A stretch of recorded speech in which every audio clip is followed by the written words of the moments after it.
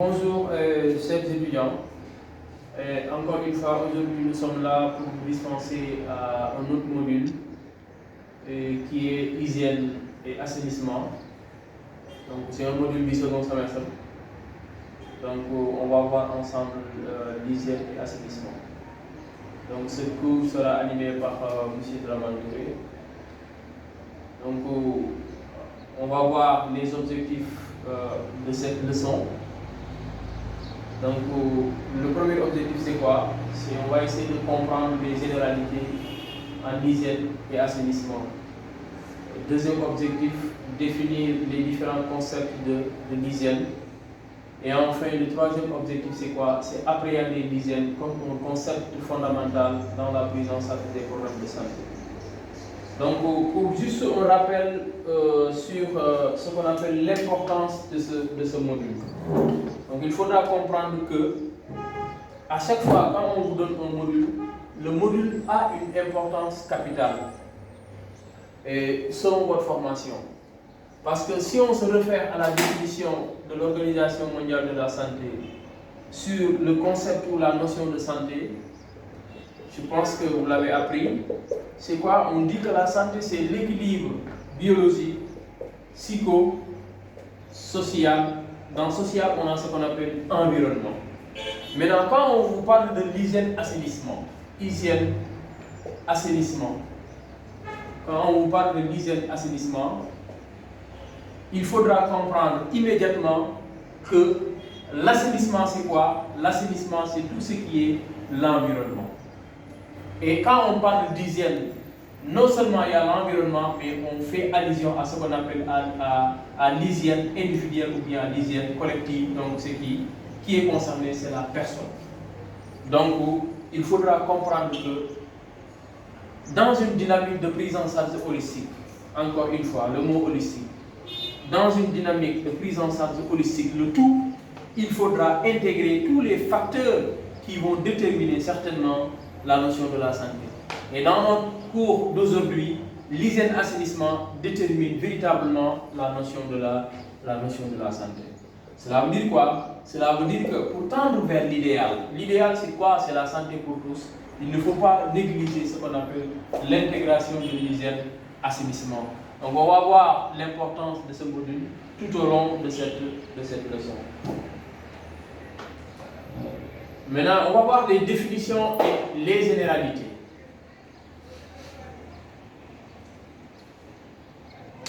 Bon, c'est l'homme de par son éducation, son comportement, sa situation sociale ou son niveau de vie s'expose régulièrement à divers polluants, souillures, parasites, etc.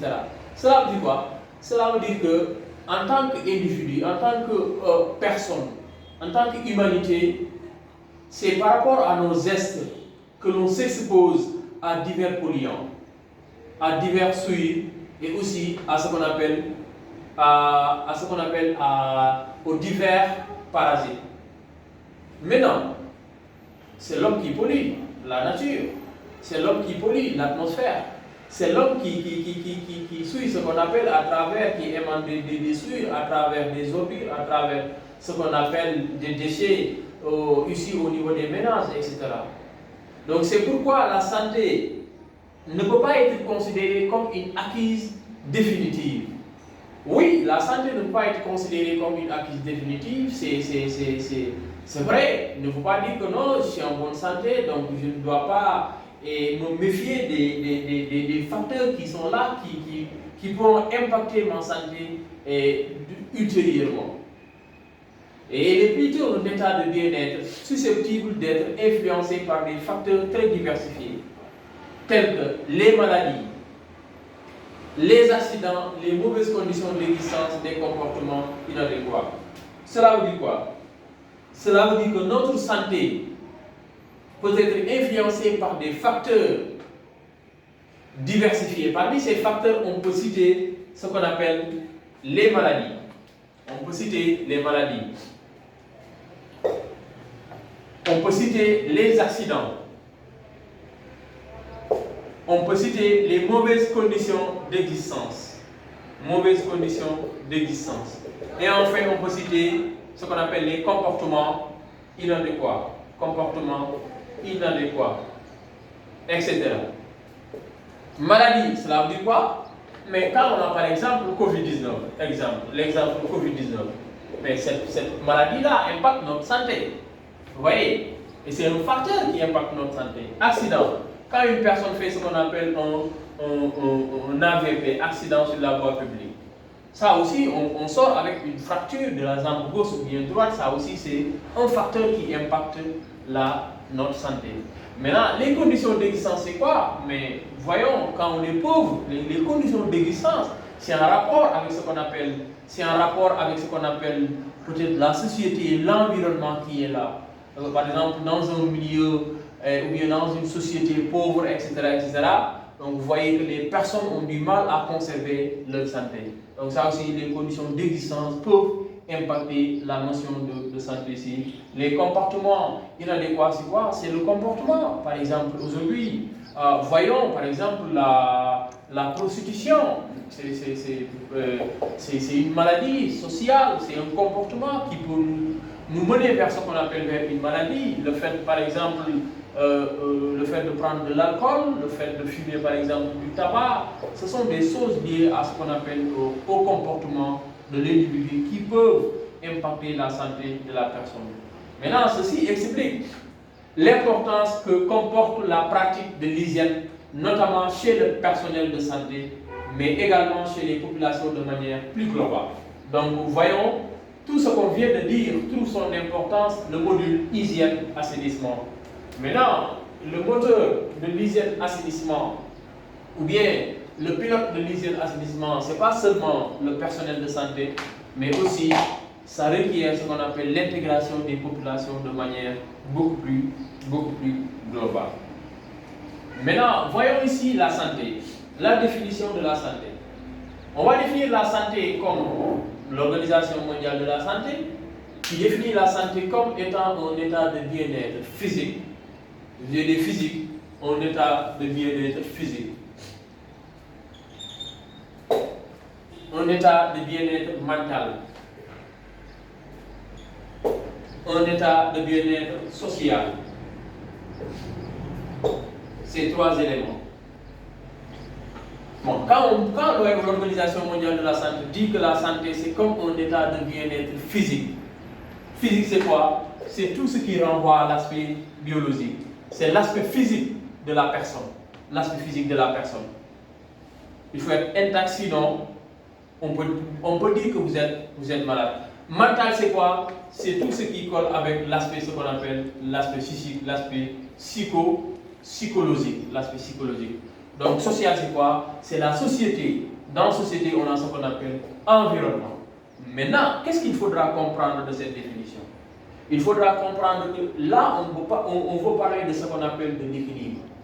L'équilibre, cela veut dire quoi? Quand, par exemple, on a une balance ici, quand on met, par exemple, une balance ici, là, c'est le poids. Bon, là, on doit poser le poids. Mais, ici, on va mettre ici la personne.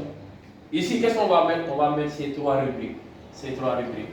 Donc, quand on dit que l'équilibre de ces deux entités-là font appel à quoi? L'équilibre de ces deux entités fait appel du moins à quoi? À ce qu'on appelle que cette personne est en bonne santé. Donc, si un de ces éléments peut-être manque, qu'est-ce qu'on peut déduire? On peut déduire que cette personne-là, elle est malade. Mais je me rappelle, mon professeur me disait quoi? Me disait que cette définition-là, elle est utopique et irréalisable. Oui, elle est utopique et irréalisable. Pourquoi? Parce que pour trouver une personne qui conserve l'équilibre de ces trois éléments-là, ça existe. Mais bon, à chaque fois, on a des manquements. Pourquoi? Parce que vu la situation d'aujourd'hui, soit on a des problèmes sociaux, si c'est ok, si on n'a pas de problèmes sociaux, on a des problèmes physiques, etc. Donc, l'équilibre de ça existe, mais aussi ça peut ne pas exister à 100%. Donc, la santé ne se limite donc pas à une absence de maladie ou d'infirmité. Cela veut dire quoi? Il ne faut pas dire que non, je n'ai pas le Covid-19, donc je ne suis pas malade. Non, je n'ai pas une fracture, je ne suis pas malade. Non, ça va au-delà même de ça. Est-ce que tu vis dans une société normale? Est-ce que tu n'as pas de problème suicide, etc. Là aussi, il faudra tenir compte. Maintenant, en analysant cette définition, nous remarquons que les trois dimensions qui conditionnent le bien-être de tout individu doivent être entièrement satisfaites. Ces trois éléments que je viens d'expliquer. Il s'agit de quoi? Du physique qui est concret, du mental qui est abstrait, du social qui concerne l'environnement humain où évolue l'individu et qui joue un rôle important dans son établissement. Donc, surtout l'environnement. Il faudra maîtriser l'environnement. Si on ne maîtrise pas l'environnement, sérieusement parlant, on peut ne pas avoir une bonne santé. Donc, la maîtrise de l'environnement représente un élément fondamental dans une dynamique de gérer ce qu'on appelle les problèmes de santé des individus, des familles et des populations. L'hygiène, la définition de l'hygiène. Donc l'hygiène est la science qui nous apprend à conserver notre santé, à améliorer et à la protéger contre les agressions extérieures. Donc les agressions extérieures, c'est quoi? C'est le contraire de interne. Il y a des agressions qui sont internes, mais aussi il y a des agressions qui sont externes. Ces agressions externes-là, si par exemple on a de l'hygiène, l'hygiène va nous aider à faire ce qu'on appelle à combattre ou bien à se protéger contre ces agressions extérieures. Donc qu'elles soient d'origine physique, oui, d'origine physique, il y a des agressions qui sont physiques, des agressions qui sont chimiques, des agressions qui sont parasitaires ou microbiennes. Donc ces types d'agressions-là, physiques, cela veut dire quoi? À travers par exemple même un objet, on peut faire ce qu'on appelle de l'agression physique, chimique, un produit chimique, ou bien une maladie parasitaire, ou bien une maladie d'origine microbienne. Maintenant, parmi les disciplines médicales, l'hygiène occupe une place primordiale. Très bien. Donc, vous voyez, parmi les disciplines médicales, donc l'hygiène occupe une place primordiale et c'est vrai même, c'est la porte d'entrée même de la médecine, ou bien ça fait partie des éléments les plus essentiels de la prévention dans le domaine médical. L'hygiène occupe une place primordiale. Elle ne se limite pas au simple concept de propreté, oui, mais prend en compte tous les facteurs qui peuvent influencer l'épanouissement complet de l'être humain. Donc ça c'est la définition, le concept de l'hygiène. Maintenant, l'hygiène est subdivisée se subdivise en plusieurs branches, parmi lesquelles on peut citer, c'est-à-dire quand on prend en miniature l'hygiène, ça subdivise en plusieurs branches. Et parmi ces branches, on peut citer ce qu'on appelle l'hygiène individuelle. On peut citer ce qu'on appelle l'hygiène individuelle. Hygiène individuelle. Hygiène individuelle. Maintenant, l'hygiène individuelle, c'est quoi? Prenons l'exemple, par exemple, du Covid-19. Covid-19, on nous parle de l'hygiène individuelle. Donc, l'hygiène individuelle, ça renvoie ici à quoi? Exemple, il faudra se laver les mains avec de l'eau et du savon. Oui, et il faudra emporter à tout moment ce qu'on appelle un gel hydroalcoolique pour se frotter les mains. Tout ça, il faudra se moucher avec par exemple des papiers de mouchoir, etc., etc. Jeter ça dans une poubelle. Ça, c'est l'hygiène individuelle. C'est l'hygiène individuelle. Donc, c'est une branche de l'hygiène. Après l'hygiène individuelle, on peut parler de l'hygiène collective. Et après individuelle, c'est la collective. Maintenant, l'hygiène industrielle. L'hygiène industrielle, c'est quoi? Ça renvoie à ce qu'on appelle aux usines, c'est-à-dire aux industries qui fabriquent ce qu'on appelle des produits, des entreprises parce que vous savez, les entreprises ont ce qu'on appelle une capacité à polluer l'atmosphère. Donc, il faudra mettre ce qu'on appelle des barrières pour véritablement contourner ce qu'on appelle ces échappements ou bien ces produits qui vont échapper et certainement vont polluer l'atmosphère. Dans ce cas, on parlera de l'hygiène industrielle. Donc, il faudra mettre en place un système par exemple de canalisation, un système d'évacuation des eaux usées, parce que vous savez, les industries utilisent beaucoup d'eau.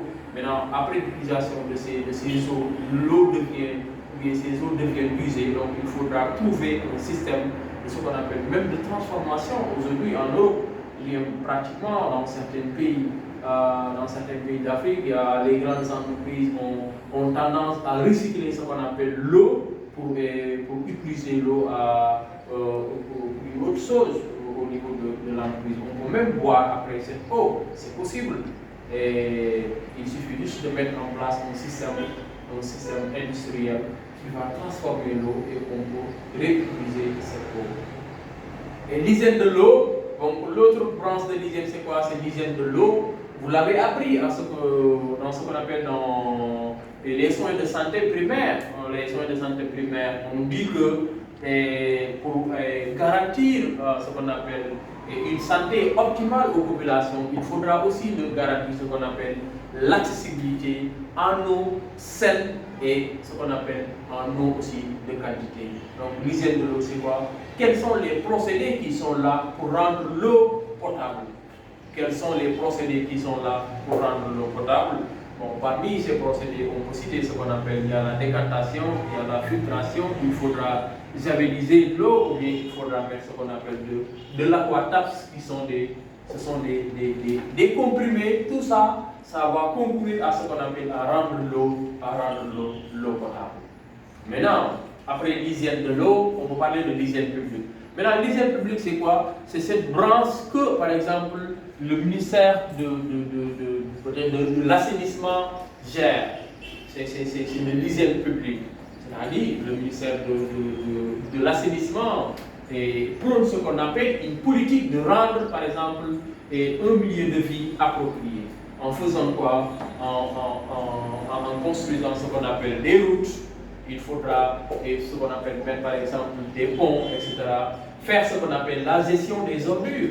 La gestion des ordures et planter des arbres. Vous voyez, au niveau par exemple de la VDN, on aménage ce qu'on appelle un cadre de vie. Donc le concept c'est quoi? C'est un cadre de vie approprié. Donc cette publique ou bien cette branche, vraiment c'est une branche qui est tellement importante. C'est cette branche que l'État gère en mettant en place un ministère qui est là, le ministère de l'assainissement, qui gère tout ce qui est assainissement, donc gestion des ordures. On peut même parler par exemple de canalisation, c'est-à-dire mettre en place un système de canalisation pour véritablement évacuer les fosses septiques des eaux usées venant au niveau des fosses septiques ou bien au niveau des ménages. Donc si on sort par exemple de ce cadre qui est vraiment un milieu insalubre, l'optique c'est quoi, ou bien l'idéal c'est quoi? C'est tendre véritablement vers un milieu approprié, un cadre de vie. Rappelez-vous que l'environnement est un pilier fondamental dans ce qu'on appelle, dans une mesure ou bien dans une dynamique de promouvoir la santé des personnes, la santé des populations. Retenez bien l'environnement. C'est un facteur qui est important. Vous savez, souvent par exemple, les gens n'arrivent pas à faire ce qu'on appelle une très bonne consultation, une très bonne prise en charge. Pourquoi? Parce que les gens oublient souvent que l'Organisation mondiale de la santé n'a pas défini la santé en tenant compte seulement sur l'élément biologique, mais on a défini la santé en tenant compte non seulement de l'élément biologique, de l'élément psychologique, mais aussi de l'élément environnemental. Donc, pour prendre en charge un malade ou bien un problème de santé ou bien des problèmes de santé, il faudra tenir compte de ces différentes rubriques qui sont énumérées, qui sont citées par l'OMS. Donc après cette hygiène, on a l'hygiène alimentaire. L'hygiène alimentaire, c'est quoi? C'est l'hygiène des aliments. L'hygiène des aliments, c'est quoi? Donc, là, on fait allusion, il faut mettre en place par exemple, une bonne hygiène alimentaire pour ne pas avoir des contaminations. Parmi ces contaminations, on peut être contaminé par des virus, oui, des virus qui peuvent par exemple se déposer au niveau des aliments, ou bien des bactéries, ou bien des champignons, ou bien des parasites, mais aussi il y a ce qu'on appelle des contaminations physiques et chimiques. Donc, raison pour laquelle on vous conseille à chaque fois avant de manger par exemple ces fruits, il faudra les laver avec de l'eau de javel, mais aussi, avant de cuisiner, il faudra avoir tendance à bien laver ce qu'on appelle les légumes, etc. Et la conservation aussi des produits par exemple laitiers, il faudra les bien conserver, sinon on risque de voir ce qu'on appelle des champignons, etc. Maintenant, l'hygiène s'impose comme une discipline sanitaire, oui, destinée à protéger la santé de l'homme par le contrôle et la neutralisation des nuisances sous leur forme microbienne, ça peut être microbienne, ça peut être parasitaire, ça peut être toxique, ça peut être physique, physico-chimique, etc. C'est-à-dire microbiennes sont des microbes, parasitaires sont des parasites, toxiques c'est quoi? Sont des toxines, physiques c'est quoi? Sont des éléments physiques ou bien des éléments chimiques, etc. Elle met également en pratique l'application de règles et de notions de prophylaxie. Donc quand on parle de notion de prophylaxie, il faudra penser à quoi? Elle met également en pratique l'application des règles et des notions de prophylaxie, des notions de traitement, des notions de prévention. Donc l'hygiène n'est pas un domaine exclusivement réservé aux seuls professionnels de santé, non, de la santé.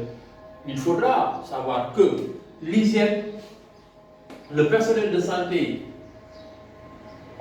a un rôle à jouer, mais aussi il faut penser que les populations ont par exemple des rôles à jouer pour maintenir ce qu'on appelle un cadre de vie approprié.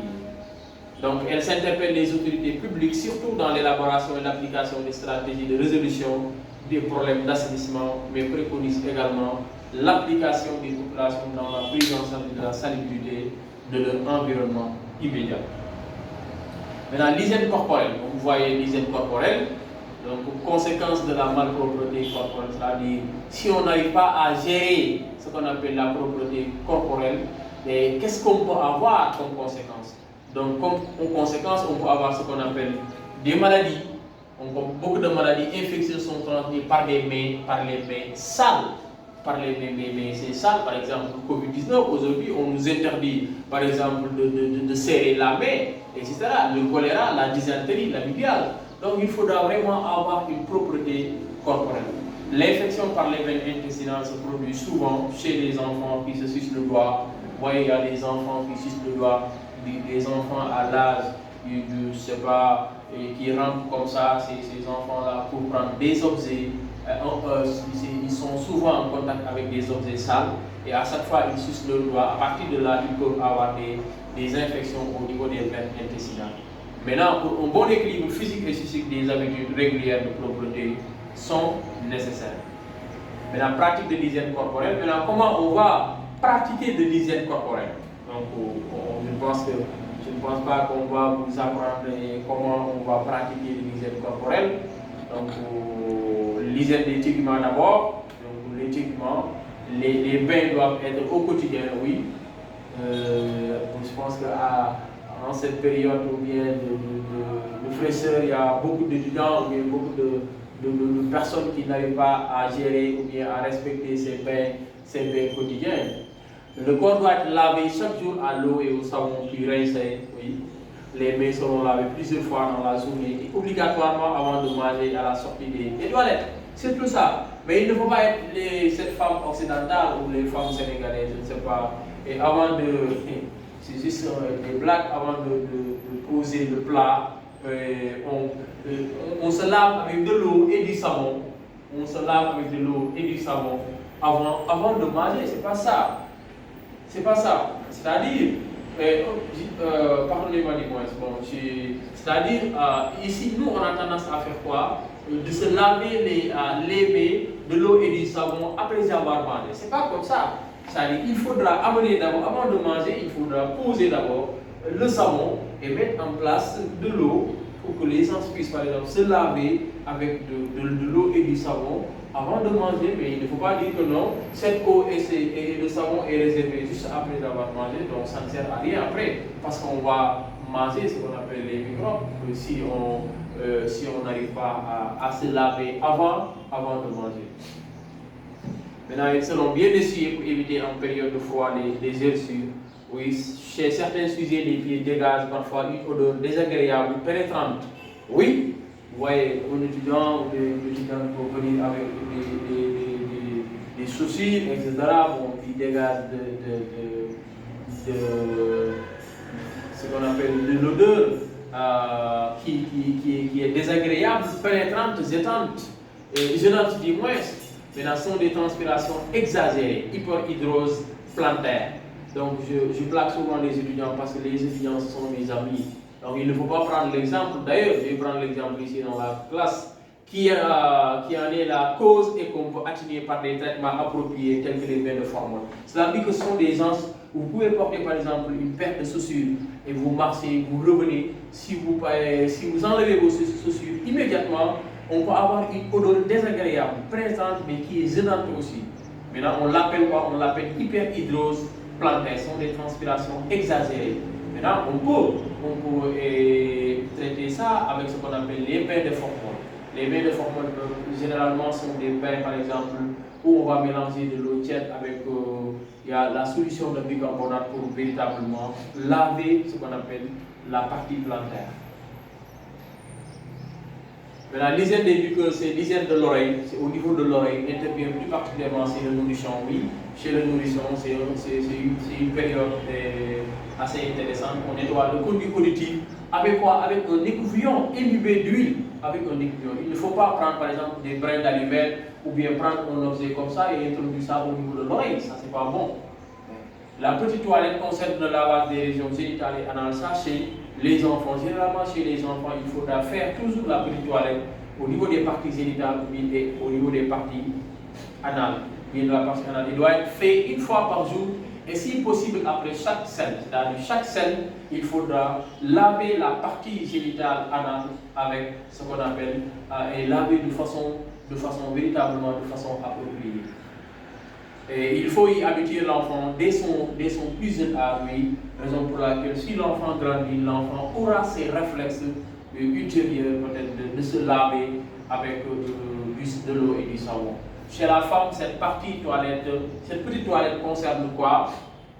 Concerne ce qu'on appelle la toilette, concerne ce qu'on appelle la période menstruelle. Donc la période menstruelle vraiment, et après la période menstruelle, ou bien même durant la période menstruelle, il faudra assurer ce qu'on appelle une toilette minutieuse de la partie concernée. Donc là, chez la femme. Sinon, si vous ne respectez pas, par exemple, ces mesures, vous risquez d'avoir des infections. Et ces infections-là peuvent à la limite vous donner d'autres types de maladies.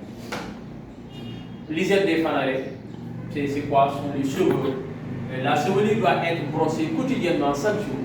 Vous voyez, il faudra brosser les cheveux quotidiennement. Le lavage doit être hebdomadaire et se faire automatiquement lorsque le sujet prend sa douche, c'est-à-dire durant par exemple la prise de la douche, il faudra laver par exemple les cheveux. L'homme doit se faire tailler les cheveux régulièrement. Les amis, les hommes, il faudra se tailler régulièrement vos cheveux, mais une fois par mois environ. Environ. Il faut pour cela choisir un salon de coiffure très propre pour éviter la transmission d'infections.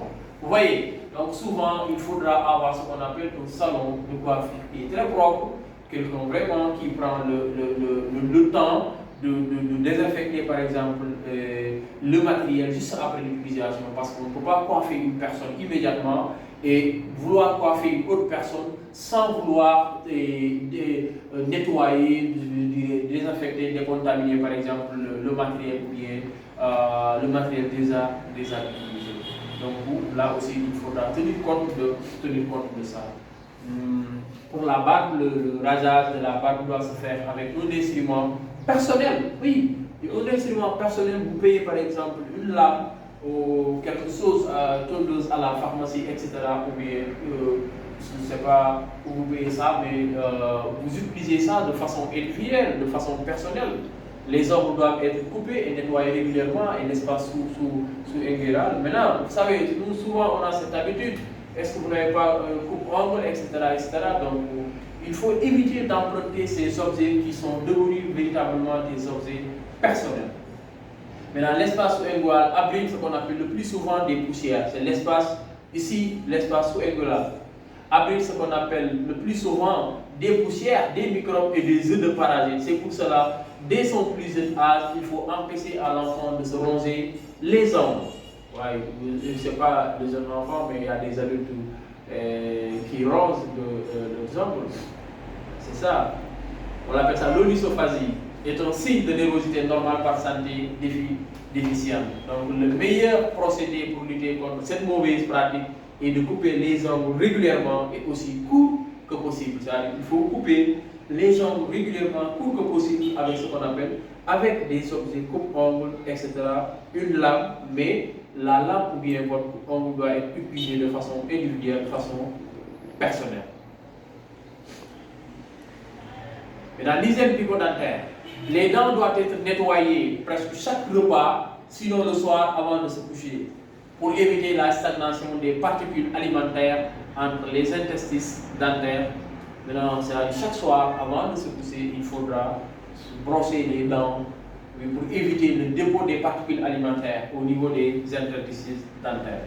Maintenant, sur chaque dent se colle une plaque composée de germes agglomérés dont l'action fermentaire sur la fonction sucrée des aliments entraîne une acidité agressive pour ce qu'on appelle votre humain.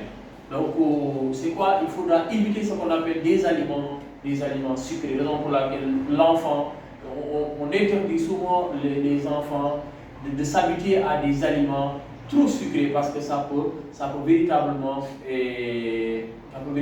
agresser ce qu'on appelle la dent. Au fur et à mesure que l'action corrosive des acides s'effectue, l'hymen finit par se briser, oui, ça se brise et la carie dentaire s'installe. Donc la carie dentaire, vous savez, c'est extrêmement douloureuse.